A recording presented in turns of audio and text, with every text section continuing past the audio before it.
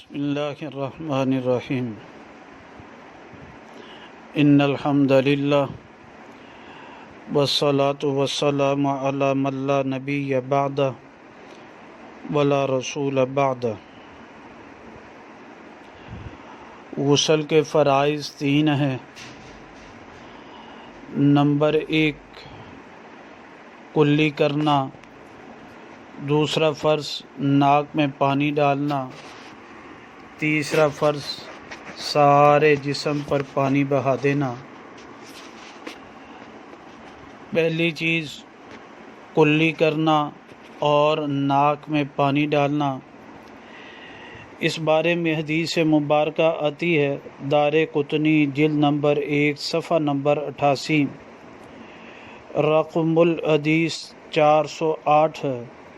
حضرت عائشہ بنت عجرت رضی اللہ تعالیٰ عنہ سے مروی ہے، وہ فرمانے لگیں کہ فی جنوب نسی المضمضۃ والاستنشاق، جنوبی آدمی کلی اور ناک میں پانی ڈالنے کو بھول گیا۔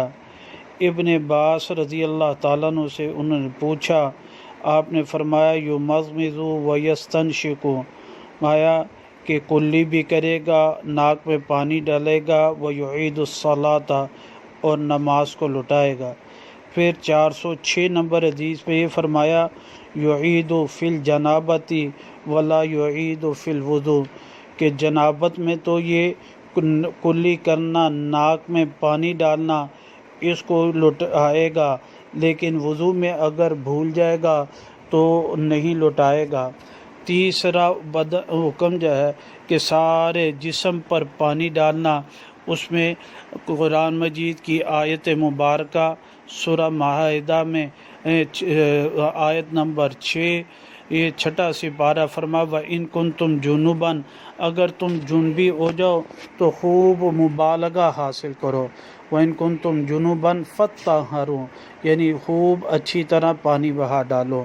تو وضو کے غسل کے 3 فرائض ہو گئے۔